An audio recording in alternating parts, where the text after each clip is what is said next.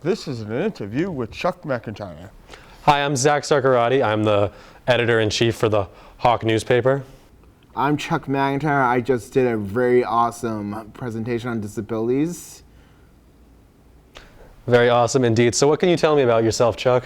My name's Chuck McIntyre. I'm autistic and otherwise neurodivergent. I also have plantar fasciitis, which the point is I have a physical disability in my foot, and I have neurological disabilities and depression, like mental health issues. I know that you didn't ask that, but when we're talking about disabilities, I thought it'd be keen to mention. I'm also the disability vice chairman at my disability commission at Mattapoisett. So in Mattapoisett, what does that mean you get to do for the Disability Commission? I help organize meetings. I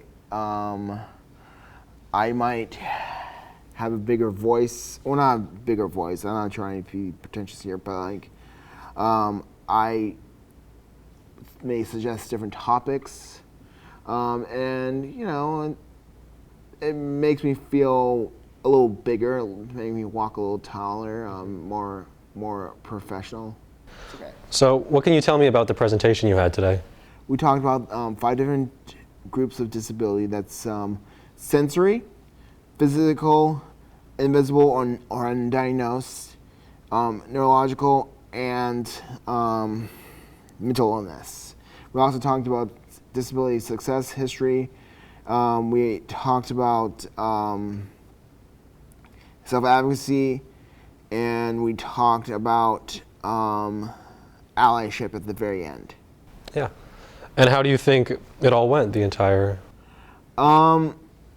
So, as both a blessing and a curse, or not a curse, but like a lot of my friends were late, but it was well worth it to have them there. Yeah, definitely. So we started off a little late, and I tried to make the time go for everyone's sanity. I didn't want to keep these people there longer than I had to, and I'm glad I kept their attention well enough. I tried to work with the crowd as much as I could. I tried to make this not my presentation, but like everyone else's presentation too. Mm-hmm.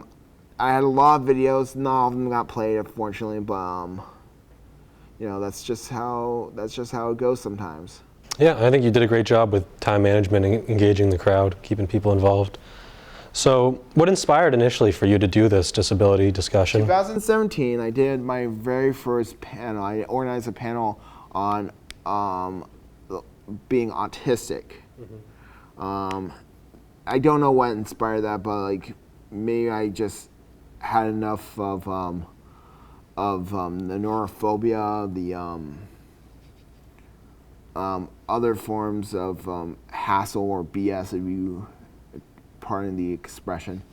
No, I don't know what got me going, but after that, I have a public television show here in Church. I had a mini-series, The Autistic Extension.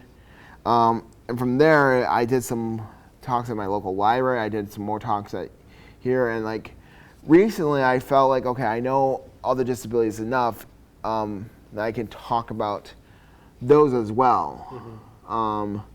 So like, you do enough research about different disabilities and other related topics, you feel more confident in yourself and you can do more. So this is my 3rd time doing a talk on disability in general, but I've talked about the other disabilities on my show as well. Yeah.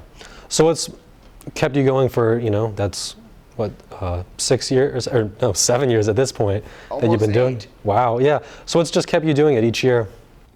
But no, I feel like this is sort of my life's mission at this point. I like advocacy. I like activism. I believe I stand up for what's right, and I'm very proud of myself. I didn't always have this pride, by the way. I can tell you about that if you want. But I feel more empowered, and assume I can, so maybe I will.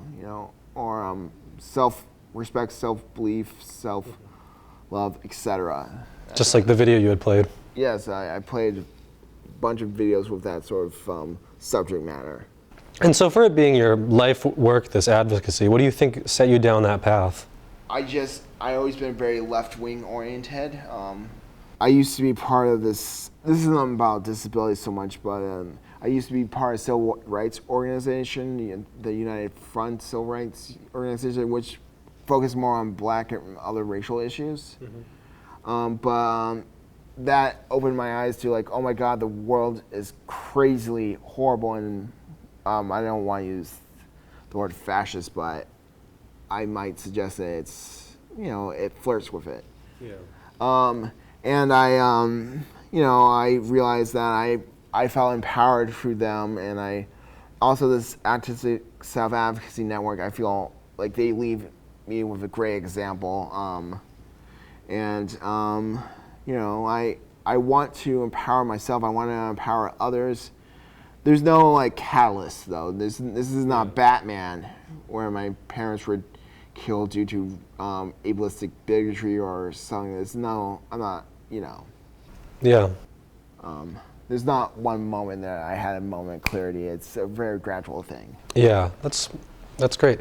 So today at the presentation, you had a lot to talk about. Is there anything you wish you had the opportunity to talk about that you weren't able to?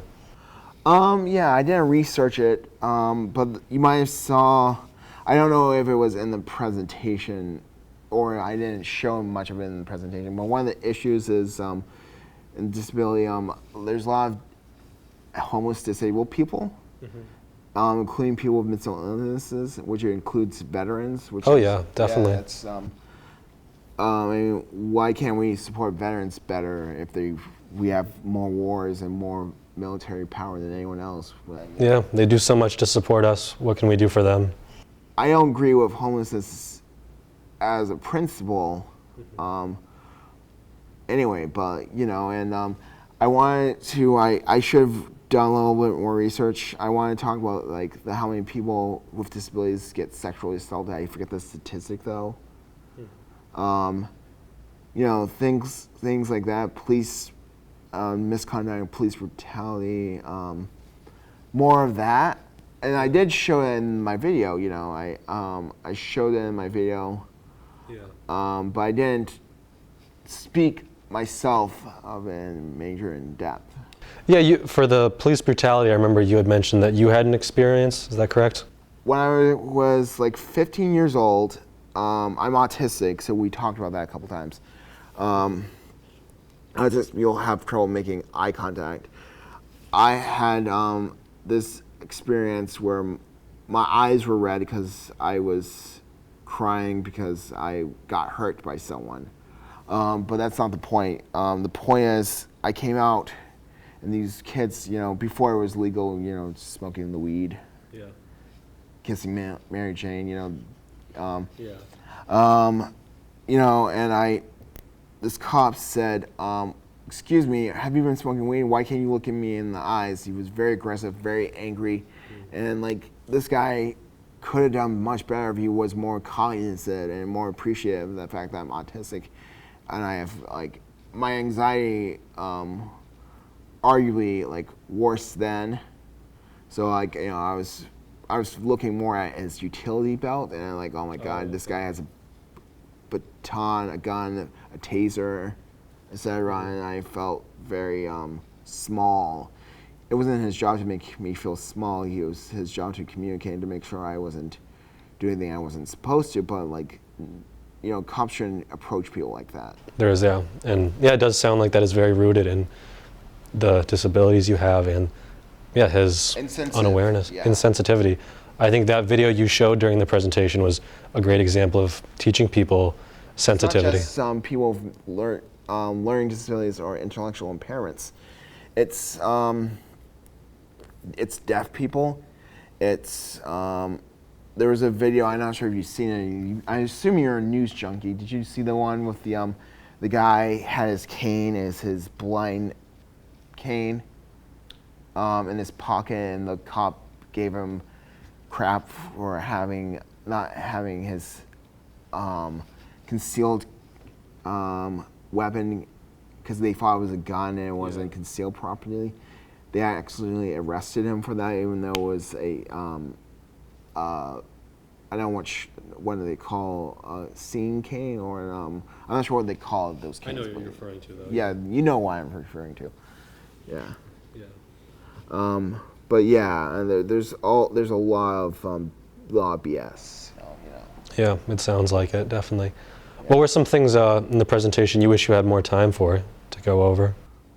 There were videos. There was this ADHD simulator, which I thought was both funny and like it exemplified what it's like to live with ADHD, trying to do tasks, trying to make sure you can clean your apartment, your kitchen. It's definitely a struggle for me, and I have ADHD. Yeah, may I interview you next time? Maybe, yeah, why not? Yeah, like real quick. What's the big struggle for you having ADHD? Turning the table on you. I would say focusing, having to, once I start an assignment, needing to plant myself in that moment and say, Zach, do the assignment, don't, not YouTube time. Yeah, or I know, also, right? And there's so many, I think that's just the biggest thing for me has been not being able to maintain a focus. Maybe that's in that small moment of doing the assignment, maybe it's hard to stand still. Maybe it's doing my dishes, maybe it's my clothing is piled up and now I have 3 loads worth of laundry I need to do this weekend. I get that, yeah. Yeah. Yeah, we could have a chore podcast here now. Yeah. Anyway, any more questions, sir? So, for people who couldn't come today, what's the big takeaway you'd want to tell them? I had some people who would have come. One person had a car trouble. Yeah. Not everyone could come. Not everyone could stay for the long haul. And but I'm glad, I schmooze. I didn't do made enough advertising around the school, but I got my buddy to come. My buddy Stephen Cornish.